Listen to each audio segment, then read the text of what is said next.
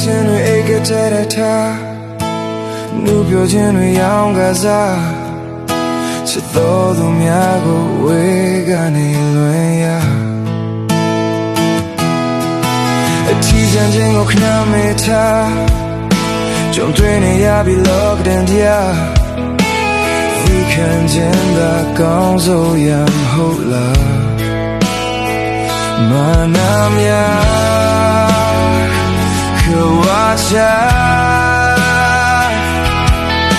ကိုချင်းစာမိတဲ့တိုင်းတစ်ပါးရောက်သူများရင်ဆိုင်တဲ့ဒီလိုခက်ခဲတွေ